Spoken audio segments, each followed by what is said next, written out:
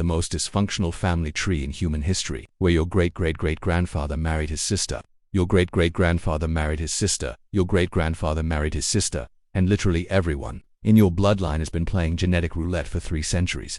Because apparently the Ptolemies looked at the concept of genetic diversity and said, nah, we're good. You slide out of your mother's womb in 69 BCE into a world where your own family members are your biggest threat, where being royalty means you're basically a walking target with a crown, and where the very blood in your veins is so inbred that you're basically a patchwork ragdoll held together by political ambition and divine delusion.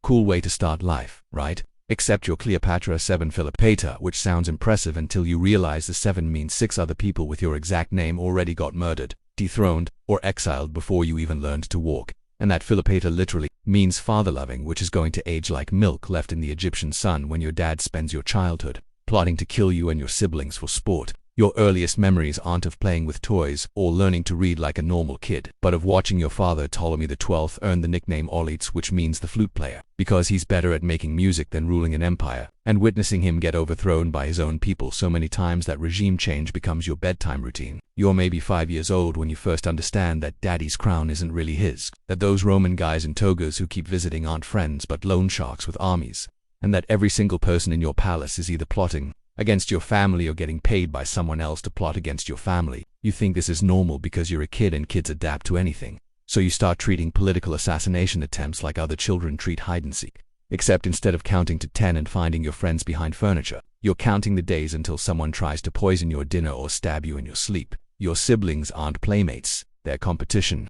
And you learn early that Ptolemy XIII and Ptolemy XIV aren't your cute little brothers but future civil war opponents who will literally try to kill you the moment they're old enough to hold a sword, because that's just how your family says good morning. The palace isn't a home, it's a maximum security prison where everyone's serving life sentences and the only way out is through violence. But you're too young to understand that yet, so you just think it's weird that your tutors keep disappearing and getting replaced by new guys who look nervous and keep glancing at the exits. Your education isn't learning languages and mathematics like a normal princess. It's weaponized knowledge designed to turn you into a political killing machine wrapped in royal silk. You're not just learning to read, you're learning to read people, to spot lies in their micro-expressions, to calculate the exact angle of a smile that says, I'm plotting your death but I need to borrow money first. You master Egyptian. Which makes you literally the first Ptolemaic ruler in 3 centuries who can actually communicate with the people you're supposed to rule. But this isn't some heartwarming connection with your subjects. It's a tactical advantage because you realize early that your legitimacy comes from the Egyptian people who see you as a living goddess, not from the Romans who see you as a useful puppet with a trust fund. You're fluent in Greek, obviously, because that's the language of power. But you also pick up Latin, Hebrew, Arabic, and like 6 other languages because knowledge is power and power is survival. And by age 12 you can insult someone's mother in 9 different languages while simultaneously calculating how much it would cost to have them assassinated. Your teachers aren't wise mentors guiding you toward enlightenment. They're weapons instructors disguised as academics, teaching you rhetoric as psychological warfare, mathematics as economic manipulation, and philosophy as existential armor against the crushing weight of being born into a family that treats fratricide like a hobby. The training intensifies when you hit puberty and your father finally admits that, yeah, you're probably going to inherit this mess, but only if you can survive long enough and prove you're ruthless enough to keep the throne warm between Roman interventions. You're not learning to be a queen, you're learning to be a performance artist whose only role is divine monarch, and whose only audience is a bunch of people who will literally worship you as a goddess while simultaneously planning your overthrow. Because cognitive dissonance is just Tuesday in ancient Egypt. You study every single pharaoh who came before you, and it's basically a catalog of cautionary tales about how absolute power corrupts absolutely, but also how losing absolute power gets you killed absolutely. So your choices are become a monster or become a corpse, and there's no third option. Because this isn't a Disney movie, it's geopolitics with more incest and better makeup.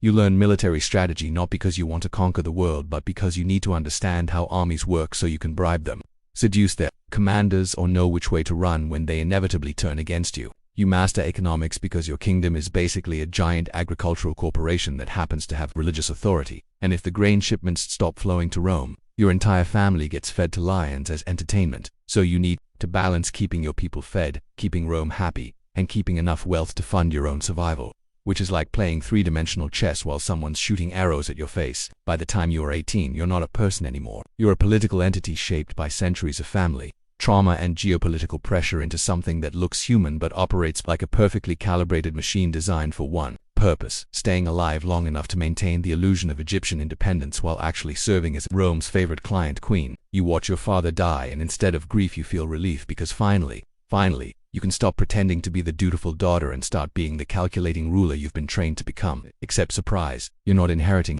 the throne alone. You're sharing it with your 10-year-old brother Ptolemy XIII, because apparently your father's final gift to you is a civil war starter pack. The priests crown you both as rulers, which sounds nice and cooperative until you realize that ruler in Ptolemaic terms means the person you have to murder first. And your baby brother has advisors who are absolutely planning to use him as a puppet while they run the kingdom and eventually arrange for your mysterious disappearance. You're standing there in your coronation ceremony, wearing the double crown of Upper and Lower Egypt, feeling the weight of 3,000 years of pharaonic tradition on your shoulders, and all you can think is, I was born for this, except it doesn't feel triumphant. It feels like accepting a death sentence with better jewelry. Your first real test comes when Julius Caesar shows up in Alexandria chasing Pompey. Except Pompey's already dead because your brother's advisors thought murdering Caesar's political rival would be a great way to curry favor. Which shows that I understand Roman politics about as well as a fish understands algebra. Caesar's pissed because apparently Romans have this whole thing about honor and killing your enemies yourself. So now you're dealing with the most powerful man in the world, having a temper tantrum in your palace while your brother's faction is preparing for war, and you're realizing that everything you learned about diplomacy is useless because this situation is completely insane. You make the choice that defines everything that comes after. You have yourself smuggled to Caesar wrapped in a carpet like the world's most expensive burrito, which sounds romantic in the history books but is actually a desperate Hail Mary play by someone who's calculated that her only chance of survival is seducing a 52-year-old Roman general who's seen every political trick in the book. You're 21 years old. You're risking everything on your ability to convince this guy that you're more valuable alive than dead. And you're doing it while literally wrapped in fabric because subtlety is apparently not your strong suit. But desperate times call for desperate measures, and you're running out of both time and measures. The seduction works, sort of, except it's not really seduction in any romantic sense. It's two extremely intelligent, extremely dangerous people recognizing that they can use each other to solve their respective problems, which happen to involve your brother trying to kill you and Caesar needing a stable Egypt to fund his next campaign season. You become lovers, but it's the kind of love that exists between apex predators who've agreed not to eat each other for the time being, built on mutual respect, shared ambition, and the understanding that either of you would absolutely sacrifice the other if the political calculus demanded it. Caesar helps you win the civil war against your brother, which means watching Ptolemy XIII drown in the Nile at age 13, and you feel nothing because you've been emotionally cauterized by years of family trauma, and you can't afford to feel guilt about killing a kid who was absolutely going to kill you first. You're pregnant with Caesar's child, which should be a moment of joy but instead becomes another political calculation because this baby represents a potential alliance between Egypt and Rome that could secure your throne or paint an even bigger target on your back, depending on how Roman politics shake out over the next few years. You give birth to Caesarion, and for about 5 minutes you allow yourself to imagine a future where your son inherits both Egypt and Rome, where the Mediterranean becomes a family lake and you rule the ancient world as the mother of emperors. But then reality kicks in and you remember that Roman politics are a meat grinder that destroys everyone who gets too close. And your baby boy isn't a future emperor, he's a future problem for whoever ends up running Rome after Caesar inevitably gets assassinated by his own senators. You're holding your newborn son, and instead of maternal bliss you're calculating his life expectancy and wondering if you've doomed him by giving him royal blood, because being Caesar's son makes him either incredibly powerful or incredibly dead, with no middle ground available. The existential weight hits you like a brick wall. You've become everything you were trained to become. You've secured your throne and your dynasty. You've successfully navigated the most dangerous political situation in the ancient world, and you've done it all by sacrificing every human emotion except ambition and fear. You're 22 years old and you're already dead inside, operating on political instinct and survival programming. And the worst part is that you're successful, which means you can't even blame failure for your emptiness. Caesar gets murdered on the Ides of March, and you're not surprised because you saw it coming from 3,000 miles away.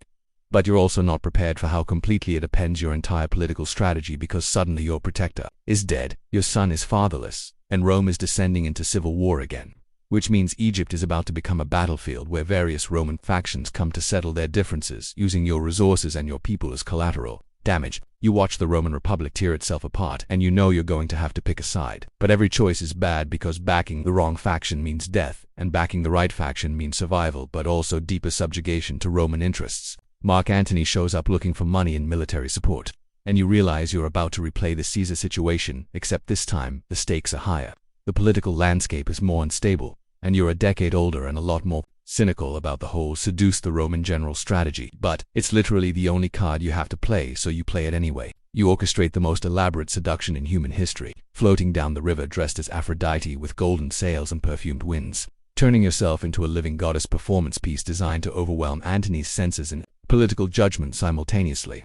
It works because Antony's not as smart as Caesar and he's way more susceptible to theatrical displays, but also because you've perfected the art of being irresistible while remaining completely in control, which is like being a spider who's also the web. You become lovers, partners, co-rulers of the Eastern Mediterranean. And for a few years it almost works. You almost achieve the dream of Egyptian independence and Roman partnership. You have 3 more children and build a dynasty that spans 2 continents. But underneath all the success you can feel the whole thing rotting from the inside, because it's built on Roman tolerance, and Roman tolerance has an expiration date that's rapidly approaching. Octavian, Caesar's adopted son and heir, represents everything you've spent your life fighting against. Young Roman ambition with unlimited resources and no respect for client kingdoms, traditional republican values that see monarchs as enemies of Roman liberty, and personal hatred for you specifically because your son Caesarion represents a potential challenge to his legitimacy as Caesar's true heir. The propaganda war starts before the shooting war, and suddenly you're not Cleopatra VII, beloved pharaoh and divine ruler of Egypt. You're the foreign whore who corrupted noble Roman generals, the Eastern seductress who threatens republican values, the scheming queen who wants to rule Rome from Alexandria. Every alliance you've built, every diplomatic victory you've achieved, every moment of genuine happiness you've managed to steal gets reframed as evidence of your treachery and ambition. And you realize that your entire life story is being weaponized against you by people who've never even met you. The Battle of Actium approaches and you know you're fucked because Octavian has better ships, better generals, better logistics, and better propaganda. But you also know that not fighting means certain deaths because surrender isn't an option when your enemy needs your destruction to legitimize his rule. You're 39 years old and you've spent literally your entire adult life managing Roman politics, balancing competing factions, maintaining Egyptian independence through a combination of wealth, sexuality, intelligence, and sheer force of will. And it's all about to collapse because one ambitious Roman teenager decided that destroying you is his path to ultimate power. You sail into battle knowing you're probably going to lose, knowing that your defeat means the end of Ptolemaic rule, the end of Egyptian independence, and probably the end of your life. But you do it anyway because the alternative is surrendering your dignity along with your crown. And some things are worse than death. You lose, obviously, because the universe has a sense of irony, and your entire life has been building toward this moment of beautiful, tragic failure. Antony kills himself because he thinks you're dead, which would be romantic if it wasn't so fucking stupid. And you're left holding the ruins of your empire while Octavian's army marches toward Alexandria to collect their prize. You know exactly what's going to happen next. You'll be dragged to Rome in chains, paraded through the streets as a symbol of Eastern decadence, defeated by Roman virtue, displayed in Octavian's triumph as entertainment for the mob, and then executed, or kept as a trophy, either of which is completely unacceptable for someone who's spent her entire life as a goddess.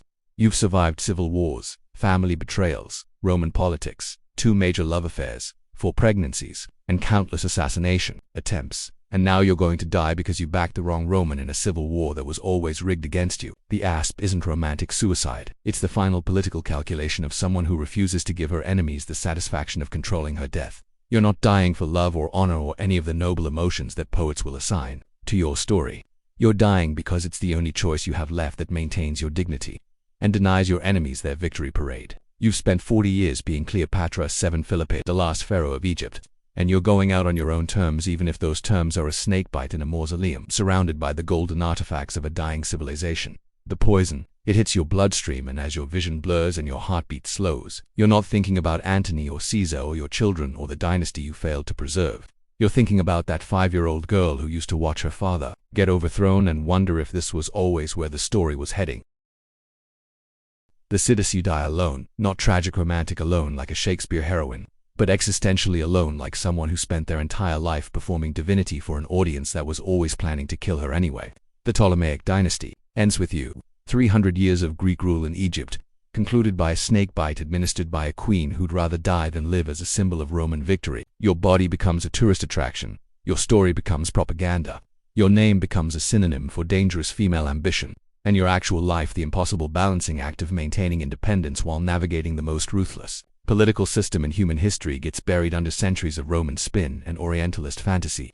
You wanted to be remembered as a pharaoh, but history remembers you as a cautionary tale about what happens when women try to play politics with men who have armies, The final irony is that you succeeded at almost everything you attempted. You were brilliant at the game you were forced to play. And it didn't matter because the game was rigged from the moment you were born into a world where Egypt was always were going to become a Roman province, and the only question was how much dignity you could maintain while it happened. You were born for this, trained for this, shaped by it into something magnificent and terrible and ultimately futile. And in the end, you got exactly what you deserved, a death that was entirely your own choice, in a life that never gave you any real choices at all.